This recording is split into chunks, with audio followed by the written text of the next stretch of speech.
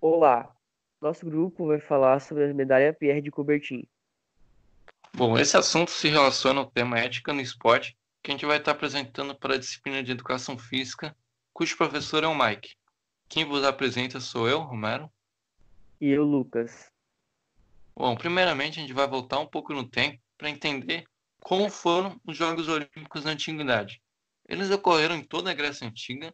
A gente pode ter uma pequena ideia da noção olhando esse mapa aqui do lado, de toda na Grécia, e eram quatro jogos, os chamados Jogos Pan-Helênicos.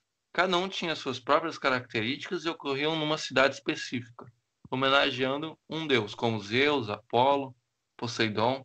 Bom, dentre eles tinham os Jogos Olímpicos, Píticos, Nemeus, Istmicos. Os dois primeiros que eu falei ocorriam a cada 4 anos, já os outros dois a cada 2 anos. Bom, então vamos entender um pouco então agora os Jogos Olímpicos, propriamente ditos. A primeira edição deles ocorreu em 776 a.C. Ele conseguiu durar bastante tempo. Ele conseguiu sobreviver a várias guerras, como a Guerra do Peloponeso e a invasão da Pérsia, é, e a tomada de vários impérios, como o Império Macedônico e depois o Império Romano. Bom, foi então em 393 que ocorreu a última edição dos Jogos, quando o Império Romano estava já quase em decadência e já era cristão. Então eles não aceitaram ter um jogo olímpico que era considerado pagão. Então acabaram com os jogos. Bom, então nos jogos clássicos, quem que podia participar? Só os gregos, ou seja, estrangeiros, escravos, mulheres não podiam participar. Bom, antes dos jogos começar, arautos andavam por toda a Grécia espalhando a boa nova que os jogos estavam para começar. Então as guerras eram cessadas, eram declaradas tréguas, para que então os competidores tivessem um ambiente sim, seguro e pudessem focar mesmo nos jogos. Os jogos então eram um momento em que todos estavam no estádio olhando e que os jogadores podiam expressar sua areté dos participantes, suas aretés, ou seja, suas virtudes, tanto físicas como morais, éticas, né? Aqui embaixo a gente tem três imagens. Duas delas mostram os jogadores na época, feita pelos próprios gregos, e a gente pode perceber que os jogadores competiam nus mesmo. E a do meio é uma foto, que é um desenho feito muito tempo depois, que mostra a cidade de Olímpia, que era o berço dos Jogos Olímpicos, né? Ali onde eles ocorriam. Bom, então agora a gente vai para o Pierre de Coubertin mesmo. Ele era um pedagogo e historiador francês que gostava bastante desses Jogos Olímpicos clássicos e resolveu refazê-los atualmente. Atualmente, no caso, no século XIX, quando ele estava vivo. Então, em 1894, num congresso em Sorbonne, ele constituiu então o Comitê Olímpico Internacional, que é o responsável pelas Olimpíadas, por cuidar delas e tal. E ele foi por 30 anos o secretário-geral, ou seja, por 30 anos ele liderou o comitê. A gente tem aqui embaixo uma foto dele e uma foto da primeira edição dos Jogos Olímpicos modernos. Agora vamos falar a respeito da medalha de Coubertin. Essa medalha premia os jogadores por suas qualidades éticas e morais, e não somente pela técnica do competidor. Ela está representada à direita da imagem.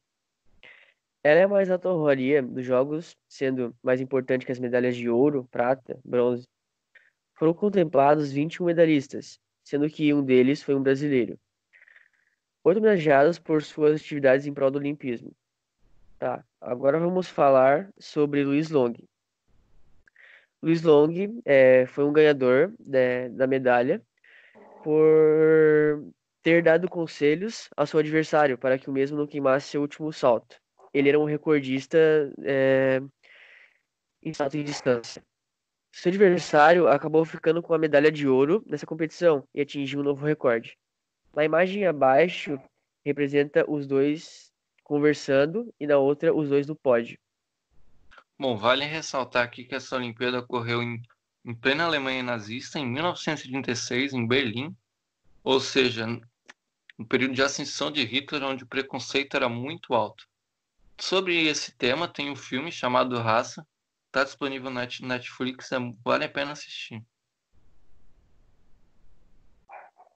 Agora vamos falar sobre Eugênio Morte.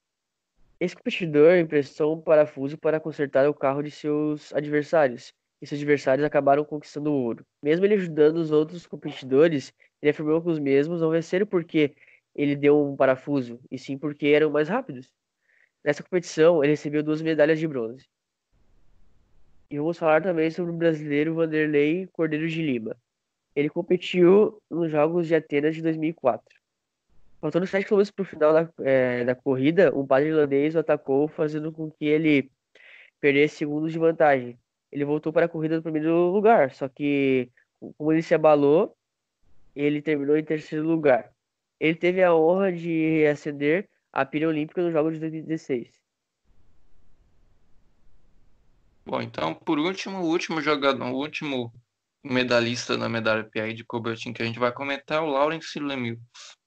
Ele, na Olimpíada de Seul, na Coreia, em 1988, ele estava na sua prova, ele era um iatista canadense, ele estava em segundo lugar na prova e estava com boas chances de ganhar.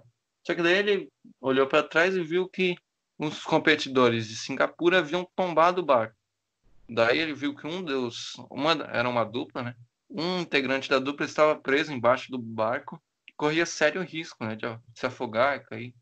Então ele voltou com seu barco, foi lá e ajudou a manter o barco deles na posição para que o competidor não se afogasse. Quando então veio a ajuda e resgatou eles.